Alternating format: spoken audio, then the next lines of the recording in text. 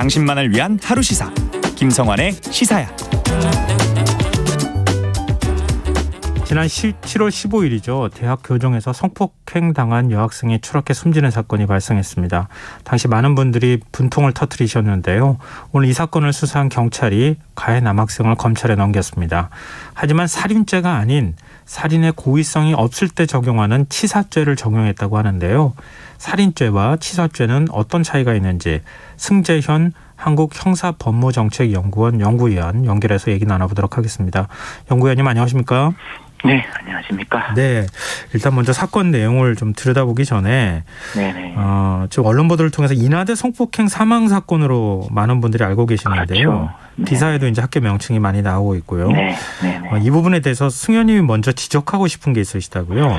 네, 사실 절대로 대한민국에서 일어나지 않아야 될 사건 중에 하나가 강간으로 인한 피해자가 사망하는 사건인데요. 네.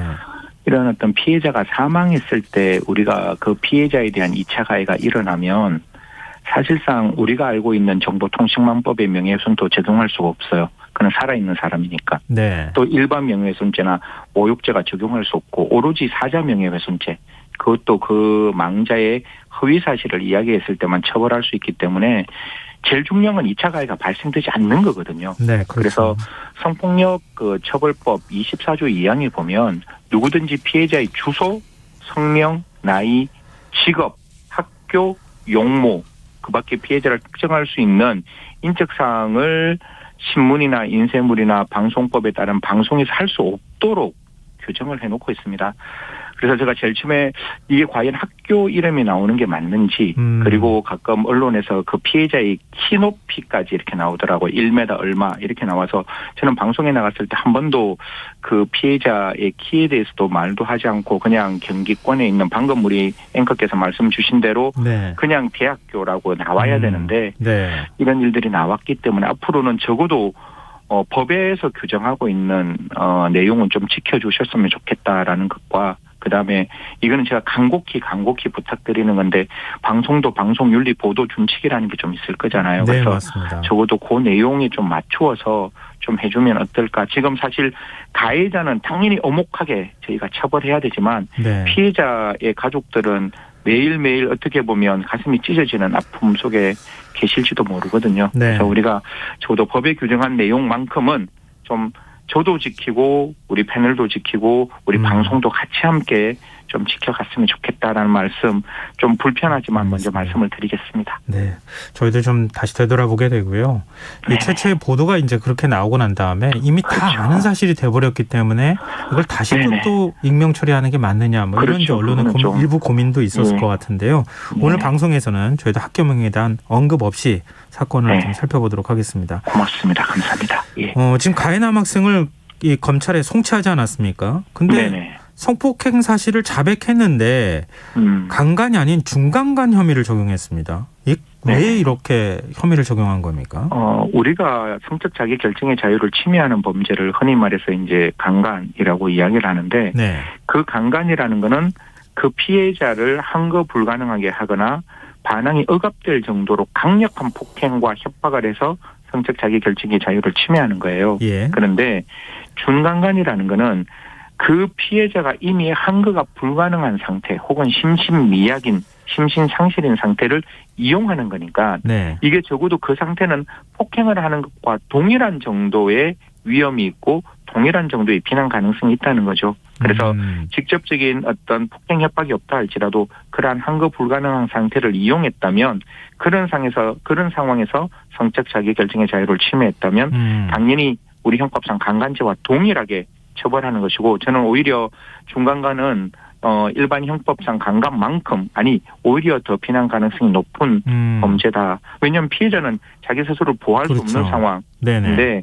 그걸 이용해서 특히 이런 경우는 아는 지인인 경우가 훨씬 더 많거든요. 그래서 의도적이고 자기적으로 정신을 잃게 만든다든가 또 이렇게 음주되치한 상태를 절대로 술 먹는 건 나쁜 게 아닌데 그걸 믿고 술 먹은 친구, 동료를 이용하는 범죄이기 때문에 네. 저는 조금 더 죄질이 나쁘지 않을까 그렇게 생각합니다. 현행 법률상으로는 강간이든 중간간이든 형량이 같은 동일하게 처벌한다. 예. 동일하게 처벌하는데 말씀하신 것처럼 오히려 중간간의 경우에는 더 엄하게 처벌할 필요도 있다 이런 말씀이시네요. 네, 왜냐하면 지금 우리 저 양형 기준에도 보더라도 네. 사실상 두 가지예요.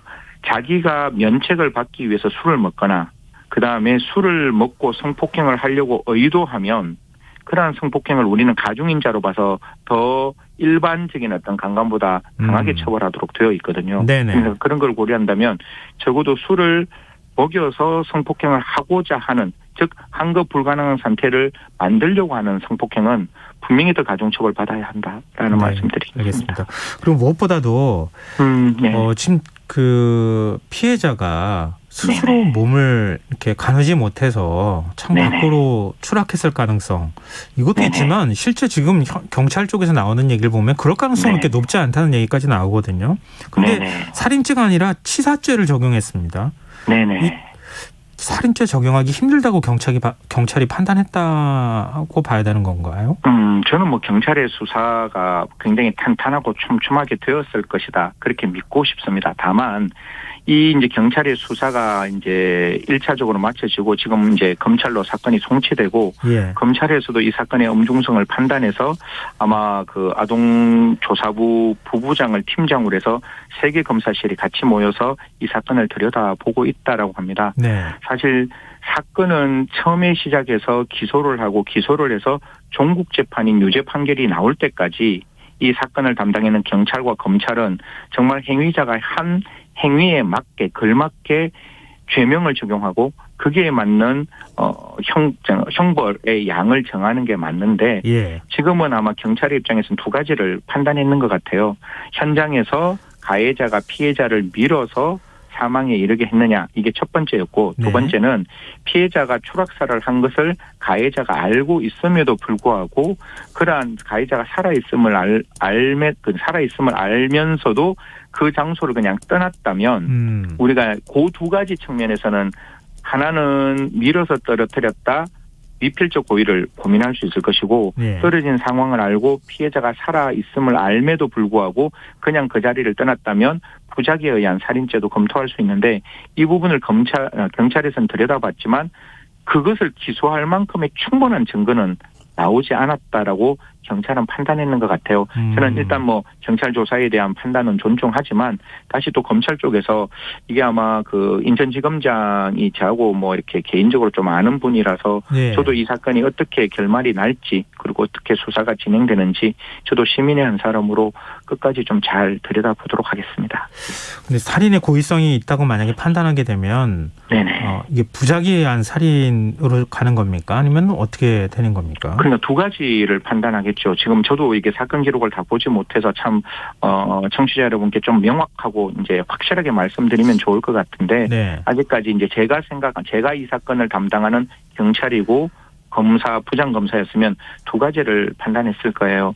그 추락사가 일어나는 그 장소에서 그 가해자와 피해자의 지문이 있다든가 아니면 가해자와 피해자의 족적이 있다든가 그리고 그 피해자의 몸에 어떤 부분에 가해자의 그 지문이 묻어 있는지를 좀 촘촘하고 꼼꼼하게 살펴보면 그 현장에서 밀었는지 밀지 않았는지는 확인할 수 있을 것 같아요. 그래서 현장에서 가해자를 밀어서 떨어뜨렸다면 이 부분은 분명히 미필적 고의한 살인죄가 성립될 수 있는 가능성이 있다. 이게 첫 번째고 그 부분을 이제 검찰은 뭐 경찰도 수사를 했지만 검찰은 또 그 부분을 들여다볼 것이고 두 번째는 떨어진 상황을 알고 살아있음을 알고도 그 장소를 이 피해자가 죽어도 괜찮다고 생각하고 그 장소를 떠나면 떨어지는 과정까지는 뭐 중간간 치상이 되지만 그걸 확인하고 그 장소를 떠나는 순간 새로운 고의가 만들어지는 거거든요. 죽어도 괜찮다. 그럼에도 불구하고 이 장소를 떠나겠다.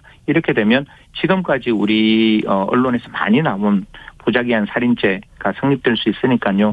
지금 가해자 측은 언론에 나오는 이야기로는 놀라서 도망갔다 정도만 나오고 밀어서 떨어뜨리지는 않았다. 이렇게 그러니까 두 가지 다 상황을 부인하고 있는 거예요. 그래서 그 가해자의 진술에 참착하고 거기에 매몰되지 말고 전반적인 포렌식을 통해서 지금 상황이 어떤 상황이었는지를 좀 구체적으로 검찰에서는 이걸 우리가 그림을 그린다는 건데 네. 그 사건 현장에 다시 들어가서 이게 어떻게 사건이 구성됐는지를 잘 좀 이렇게 재구성하는 게 필요하다는 말씀드리겠습니다. 네. 그럼 근데 이 살인죄하고 치사죄 그 지금 형량의 네네. 차이가 있는 거죠? 뭐 사실 둘 다 굉장히 죄질이 아주 나쁜 범죄이죠. 예. 그래서 만약에 모르게 준강간치사인데 그게 준자가 다시 살인이나 치사로 오면 죄명은 그냥 강간치사, 강간살인으로 그냥 우리가 통칭하는데요. 네. 강간치사가 되면 무기 또는 10년 이상의 징역, 10년이 제일 낮은 형이고 10년 이상이니까 30년까지 예. 가능해요. 그래서 무기 또는 10년 이상의 징역이 강간치사가 되면 그렇게 되는 것이고 강간살인이 되면 이제 유기형은 없습니다. 오로지 두 가지 살인 그냥 사형 아니면 무기징역밖에 없는 형벌로 되는 거니까요. 네네. 어떻게 보면 살인죄가 입증이 된다면 적어도 대한민국 영역에 다시금 구성원으로 회복될 수 있는 가능성은 애당초 처음부터 차단된다. 하나는 사형이고 하나는 무기징역이기 때문에 그렇습니다. 알겠습니다. 지금 이제 그 가해자는 뭐 부인하고 의도성을 부인하고 있기는 하지만 휴대폰 안에 지금 당시 범행 당시의 어떤 영상이 지금 영상은 없고 이제 음성만 담겨 있다고 하지만 그걸 촬영을 했다고 얘기가 나오고 있지 않습니까? 지금 이게 불법 촬영 혐의가 적용이 되는 거죠? 저는 100% 불법 촬영이 된다라고 보고 지금 경찰에서 사실 수사 중이고 또 우리 피해자의 그 망자의 어떤 그 명예를 위해서 굉장히 좀 조심스럽게 접근을 하는 것 같아요. 그냥 카메라 이용 촬영죄가 되었다면 적어도 음성뿐만 아니라 작은 썸네일 같은 게 안에 있지 않았을까. 이거는 제가 굉장히 죄질이 더 안 좋다고 바라보는 게 두 가지 측면이었을 거예요. 그렇게 한급 불가능한 그 피해자가 자기가 성폭행 당하는 것도 모르는 상황을 의도적으로 자규적으로 찍었다는 것은 그 피해자의 동의 여부를 불문하고 이거는 무조건 카메라 이용 불법 촬영죄로 처벌받아야 되는 것이고 가장 죄질이 안 좋은 부분이 아닌가라는 것을 제가 고민하는 것이고 또 두 번째는 혹시 나중에 이 일이 사건화되었을 때 자기가 면피하려고 혹시 그 안에 녹음 기능을 담아서 아니다 이거는 성폭행이 아니라 서로 간의 합의에 의한 행위일 뿐이지 절대로 성폭행의 의도가 없었다라고 증거물을 남기기 위해서 했는데 한급 불가능한 상태이기 때문에 사실 그런 어떤 피해자가 적극적으로 어떤 의사표시가 들어있지는 않을 거예요. 그러니까 어느 측면으로 바라보더라도 제가 그냥 이건 추측하는 거고 제가 이제 머릿속에 생각하는 거지만 둘 다 그 카메라 이용 불법 촬영죄는 굉장히 어떤 측면이든지 그 고의성 죄질은 좋지 않다라는 말씀드리겠습니다. 네. 마지막으로 이것 좀 짧게 여쭤볼게요. 가해자 부모가 선처를 요청하는 탄원서를 재판부에 만약에 제출한다. 이게 그러면은 형량에 영향을 미칩니까? 아니죠. 그거는 부모면 아무리 잔인한 살인범이라도 부모는 자식을 사랑할 수밖에 없잖아요. 그 가해자의 부모가 내는 탄원서는 그냥 법원 안에서 지켜볼 따름이고 그 가해자가 반성문을 쓴다든가 가해자 그건 다 제가 봤을 때 지금까지는 그냥 루머인 것 같은데 가해자의 친구들이 탄원서를 낸다 할지라도 법원에서 바라보는 것은 이 사건이 얼마만큼 엄혹한 사건이고 이 사건이 어떻게 일어났는지가 더 중요하다. 그런 말씀 드리겠습니다. 네. 오늘 말씀 고맙습니다. 네, 감사합니다. 네, 지금까지 승재현 연구위원이었습니다. KBS 라디오 김성환의 시사야 1부 순서는 여기서 마무리하겠습니다. 전 11시 전과 2부에 다시 오겠습니다.